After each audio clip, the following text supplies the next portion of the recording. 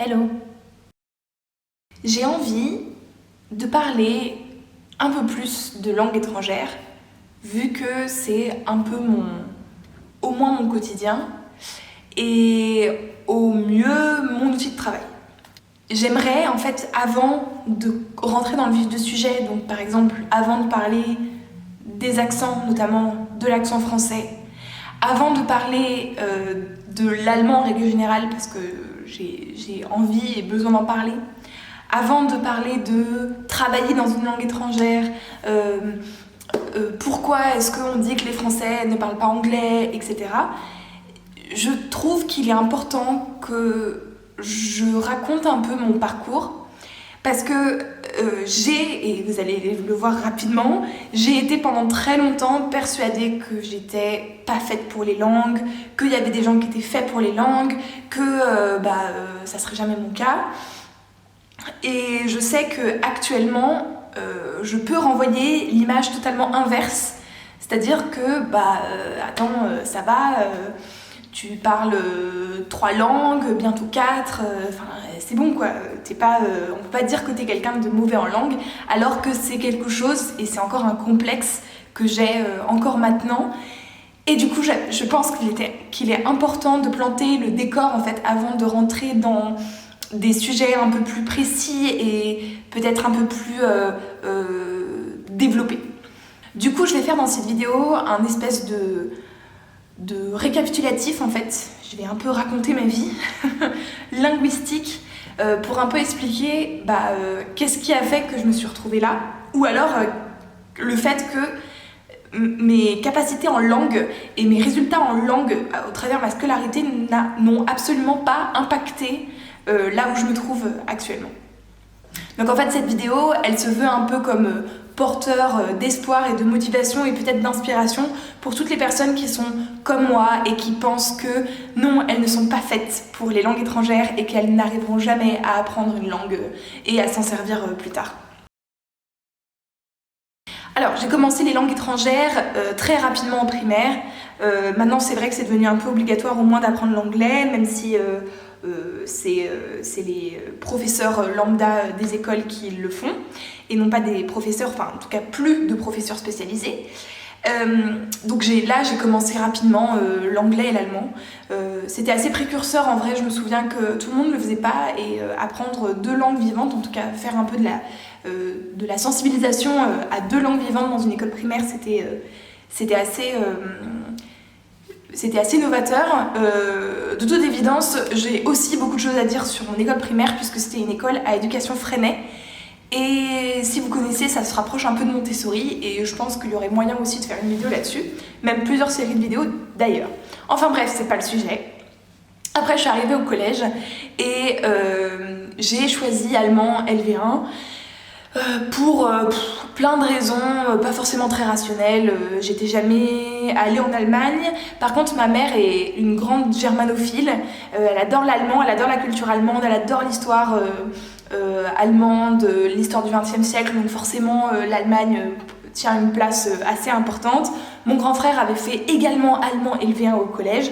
Et aussi, il y a une autre raison, et ça, c'est pas ce qu'il y a de mieux, mais clairement les classes de allemand LV1, c'est celles qui sont les mieux cotées, vu qu'en fait les personnes qui font allemand LV1, c'est un certain type de profil dans la plupart. On va pas faire de cas, il existe forcément une exception qui confirme la règle, mais en tout cas c'est vrai que c'est souvent un peu...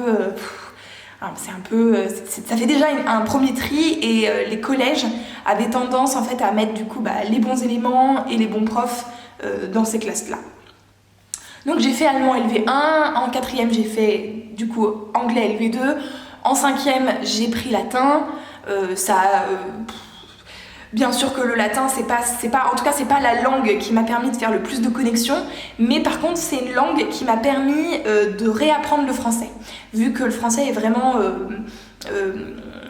le latin, c'est très... Quand on apprend, en tout cas moi quand j'ai appris le latin, c'était très grammatical, et du coup ça m'a permis de revoir les bases de français, comme le COI, le CD, le complément d'objet direct, le complément d'objet indirect, enfin bref, tout ça. Donc c'était plutôt pas mal. Moi je conseille plutôt de faire du latin. c'est toujours... ça sert pas forcément tous les jours, c'est sûr, mais ça permet quand même de revoir certaines bases. Et en vrai, avec un bon prof qui fait aussi un peu de culture, c'est cool. Enfin, en tout cas, d'après moi, la culture romaine, c'est pas ce qu'il y a de plus inintéressant en fait à étudier. Bref, voilà, les résultats au collège étaient un peu en dessous de mes résultats dans les autres matières. Il se trouve qu'au collège, j'étais une très bonne élève et en fait, évidemment, les langues ne suivaient pas trop. Au lycée, j'ai continué, j'ai pris du coup, j'ai continué sur cette voie-là et j'ai passé aussi un bac allemand LV1, anglais LV2. Je vais pas m'étendre plus que ça sur le lycée. Mon lycée, pour le coup, a été un peu plus difficile que mon collège. Et concrètement, les langues, là, en plus avec la crise d'ado, etc. Si vous voulez, moi, à 16 ans, avec en plus des profs qui ne suivaient pas forcément derrière, c'était absolument pas mon problème. Au bac, je m'en suis tirée avec une assez bonne note au bac d'allemand, j'ai eu 14 je crois, et au bac d'anglais j'ai eu 6. Voilà, je pense concrètement que je n'ai pas compris. Je n'ai pas compris mon bac d'anglais en fait. Avoir un 6 en bac d'anglais, ça veut vraiment dire qu'on n'a pas compris le texte, quoi. Donc je pense que j'ai fait des gros contresens. Et après, c'est vrai que je suis pas sortie de la salle en étant zen. Après, ça restait quand même ma LV2 dans une section S. Donc concrètement, coefficient 2. Donc ça n'a absolument pas impacté sur ma note finale. Et ensuite arrive l'université où au final, plus d'allemand. Et de l'anglais une fois par semaine. Et là, pour le coup, à l'université, autant au lycée et au collège, ou en tout cas plus au lycée, où on arrive un peu à caler un peu le programme sur le programme un peu de français, c'est-à-dire à faire un peu d'analyse de texte, d'aller chercher dans la littérature. À l'université, vous arrivez, en tout cas en plus, moi j'étais en école d'ingénieur, hein, je remets, hein, j'étais pas en fac d'anglais, j'étais en école d'ingénieur. Honnêtement, les cours d'anglais en école d'ingénieur, alors c'est quoi ton niveau? Ok, on va essayer de faire avec. Voilà, et du coup on a regardé des séries, on a fait des présentations. Au fait, j'ai quand même énormément, malgré le fait que c'était un peu bon une fois par semaine et puis on va faire ce qu'on peut, au final j'ai quand même beaucoup progressé en anglais, et notamment à l'oral à l'université, puisque en fait les programmes étaient beaucoup, enfin il n'y a même pas de programme, mais c'était beaucoup axé sur l'oral et aussi beaucoup sur les présentations en fait. Et du coup, en troisième année, en début de mon cycle ingénieur, j'ai fait ma première présentation en anglais où je n'ai pas récité un texte par cœur. J'étais sans texte, juste je m'étais préparée, j'avais répété plusieurs fois, j'avais cherché mon vocabulaire, mais c'était un peu de l'improvisation si vous voulez. C'est-à-dire que les phrases, en fait, je les construisais au fur et à mesure, et ce n'était pas un texte que je récitais comme je le faisais avant, dans toute ma scolarité. C'est la première fois que je me suis lancée en anglais et que du coup j'ai pris la parole pendant 15 minutes. Clairement, c'était pas de l'anglais de ouf, hein. C'était beaucoup de baragouinage avec the stuff and on the stuff. Voilà, je vous le fais en plus avec l'accent que j'estime à peu près avoir eu à cette époque-là. Donc voilà, mais ça passait, et en plus mes présentations en anglais avaient en tout cas le bon point d'être des présentations très originales. J'ai fait par exemple une présentation sur le jeu des Sims 4 alors que toute ma classe faisait une présentation sur les barrages hydrauliques, sur comment traiter l'eau, etc. Et moi j'arrive avec les Sims 4, c'était sujet libre, tout le monde en a profité pour apprendre le vocabulaire d'anglais de notre section, et en fait bah non, moi j'ai fait une présentation Sims 4, mais au final c'était original et ça m'a permis en tout cas de me lâcher, donc c'était déjà un gros progrès. Dans l'école d'ingénieur où j'étais, je crois que c'est assez répandu dans toutes les écoles d'ingé, il faut passer le TOEIC. Le TOEIC, c'est un examen qui évalue votre compétence à comprendre à l'écrit et à comprendre à l'oral. C'était un calvaire. Je me souviens de la première fois que j'ai passé ce TOEIC. Et si vous voulez, dans la partie compréhension orale, vous avez un exercice où vous n'avez rien d'écrit sur votre énoncé, vous entendez une question et vous entendez aussi 3 réponses, et vous devez du coup dire quelle est la réponse qui fit le mieux avec la question. Et en fait, je ne comprenais pas. je ne comprenais pas. Alors déjà en plus moi j'ai vraiment un souci à l'oral sur les cassettes, c'est un truc, c'est ce qui fait que j'ai aussi du mal au téléphone, c'est que quand je vois pas la personne en fait il y a plein de choses, il y a plein d'informations que j'ai pas, notamment des informations de contexte, des informations de langage corporel, et c'est quelque chose qui m'handicape énormément. Alors je pense que je suis pas la seule, mais je sais qu'il y a d'autres personnes ça leur pose aucun problème, et si vous rajoutez ça en plus avec un très bas niveau d'anglais, concrètement j'y étais pas du tout, et je me souviens que en fait j'écoutais le mot interrogatif dans la question, qui parfois en plus il n'y a pas il n'y a pas de mot interrogatif, et ensuite j'essayais de me dire on demande où, alors il faut que je trouve une location, une localité dans la réponse, sauf que évidemment c'est pas aussi simple que ça le TOEIC, il y a aussi des réponses pièges, c'est-à-dire que c'est pas juste what did you eat today, an apple, my sister, an house, non, c'est pas comme ça si vous voulez, c'est des grandes réponses et avec parfois des pièges, c'est-à-dire on te demande où et en fait on te dit une localité qui en fait ne ressemble pas à une localité, et il faut que tu comprennes l'ensemble de la phrase pour comprendre ah oui c'est ça, d'accord. Donc du coup c'était vraiment l'enfer. Je me souviens que je galérais et je me disais toujours bon c'est pas grave, je vais me rattraper sur la compréhension écrite, et en fait non absolument pas. Donc voilà, on m'a forcé en fait à passer ce TOEIC là gratuitement avant que je parte en Erasmus, et j'ai eu un score de je sais pas, je dirais, je me souviens plus exactement, mais j'ai eu un score de 500.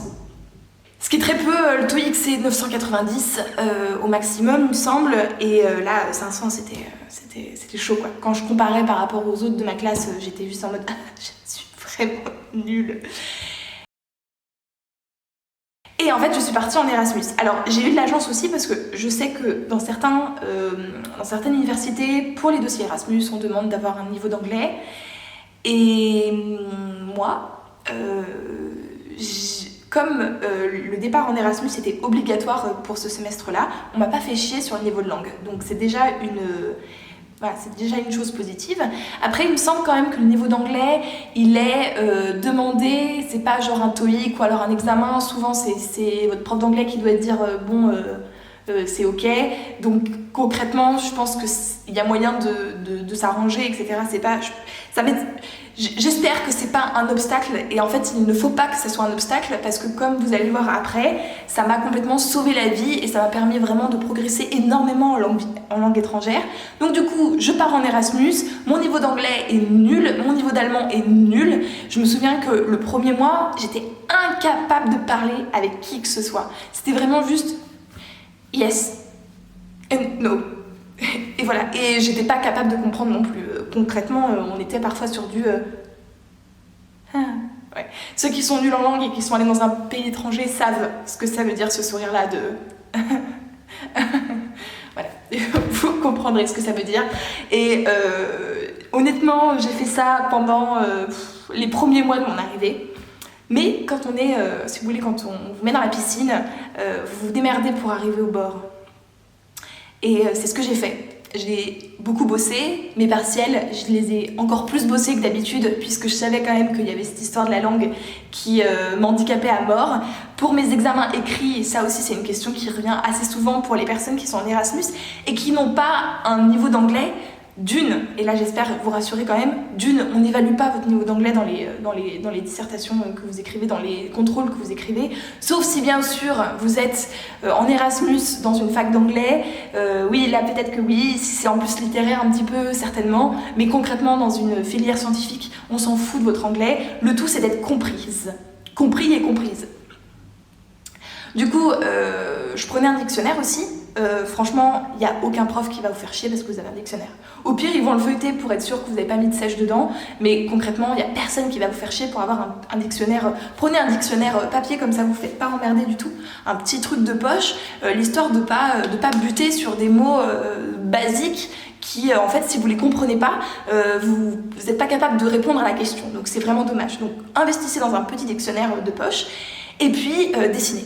Voilà, moi j'ai énormément décidé sur mes copies en Erasmus, j'ai fait des schémas, voilà, pour en fait accompagner le texte, hein. Je répondais pas juste en rébus, hein, on est bien d'accord, mais si vous voulez, j'écrivais mon idée et puis vraiment la plupart du temps j'essayais de dessiner en fait pour bien illustrer et pour dire, voilà, je sais, j'explique mal, mais je sais comment c'est. Et au final, j'ai réussi, j'ai validé mon semestre Erasmus. J'ai validé mon deuxième semestre Erasmus et j'ai fait un stage en anglais de recherche avec un prof qui m'avait eu en cours, etc. Donc il n'y a pas eu de problème. Et évidemment, j'ai progressé en anglais. J'ai pas progressé en allemand, mais j'ai progressé en anglais parce qu'en fait tout était en anglais et parce que je parlais anglais avec mes amis, je parlais anglais avec les profs. Donc j'ai énormément progressé en anglais. C'est souvent une langue en plus, comme on baigne un peu dedans, comme on a fait des cours d'anglais un peu tout le temps, etc. Franchement, c'est assez... Les progrès se font ressentir et je vous dis, hein, je suis arrivée incapable de parler avec qui que ce soit, c'était vraiment difficile. Donc les progrès arrivent très très vite, très très rapidement. Il faut juste un peu s'y mettre. Pour ce qui est de l'allemand, il a fallu que j'attende de bosser en fait, d'avoir trouvé mon premier job pour progresser, puisque le jour où j'ai démarré mon premier job, j'avais fait tout le recrutement en anglais, hein, donc alors pas la lettre de motivation et le CV, ça j'avais fait en allemand, mais en tout cas l'entretien, pardon, je l'avais fait en anglais. Et le premier jour où je suis arrivée, ma chef m'a dit, ah non, là par contre c'est en allemand. Donc du coup, rebelote. Pendant les premiers mois, j'ai fait tout le temps. Et ça a été, pour le coup, ça a été beaucoup plus difficile parce que autant je comprenais rapidement en anglais, autant en allemand parfois c'était vraiment difficile. Et en plus, j'ai eu des problèmes administratifs d'ordre genre les impôts. J'ai dû aller au Finanzamt qui est en gros donc le Finanzamt, c'est le fisc quoi, hein. Et il a fallu que j'y aille et que je me fasse comprendre de l'employé en disant oui, je suis trop taxée, enfin bref, c'était vraiment la merde. Et en plus j'étais seule, j'étais seule dans cette nouvelle ville avec concrètement je connaissais pas d'allemand capable de venir avec moi et de traduire correctement en anglais, chose que j'avais à Cottbus quand je devais faire des choses en allemand. J'avais toujours un allemand sur le coude quoi, pour venir avec moi, pour m'aider, pour traduire. Là c'était pas le cas du tout, donc ça a été assez éprouvant. Bref, et du coup j'ai progressé. Alors en allemand ça a pris quand même un peu plus de temps, peut-être que j'y reviendrai, mais j'ai pris des cours, j'ai vraiment mis beaucoup plus d'implication que j'avais mis en anglais. Pour finir sur cette histoire de TOEIC, parce que quand même entre temps j'ai validé mon diplôme, donc ça veut bien dire que j'ai aussi eu le score. Alors je crois que le score que je devais avoir pour valider le TOEIC, le TOEIC ne se valide pas, hein, d'accord, c'est vous passez votre TOEIC et vous avez un score. Mais pour les écoles d'ingénieurs, ils veulent que vous obteniez, je sais pas, c'est 750. Et en fait, j'ai passé mon TOEIC au dernier moment parce que du coup, j'avais trouvé ce boulot quoi, et il fallait que je passe mon TOEIC pour avoir mon diplôme. Du coup j'ai passé mon TOEIC en 2 semaines, j'ai bûché comme une malade j'ai bachoté quoi. De toute façon le TOEIC c'est un examen, donc en vrai c'est un peu comme le code, il faut vous entraîner quoi. Bien sûr que ça nécessite un niveau d'anglais minimum évidemment, mais ça je l'avais déjà progressé. Mais au final la première fois que j'ai fait mon TOEIC blanc donc dans les premiers jours de ces 2 semaines, j'ai fait un TOEIC blanc, j'étais à 500 aussi. J'étais là en mode quoi? C'est pas vrai! Genre 1 an et demi à parler en anglais, à faire des examens en anglais, à bosser en anglais, je me retrouve avec 500 au TOEIC, mais c'est une blague! Et en fait j'ai bachoté comme ça pendant 2 semaines et j'ai quand même réussi à obtenir le score de 880, ce qui est très bon. C'est pas le score maximal mais c'est déjà très bon. Et j'étais juste en mode voilà, éclaté quoi, j'ai éclaté le TOEIC. Pour faire un bilan, je me sens clairement à l'aise en anglais. C'est vraiment la langue où je me sens safe, émotionnellement safe.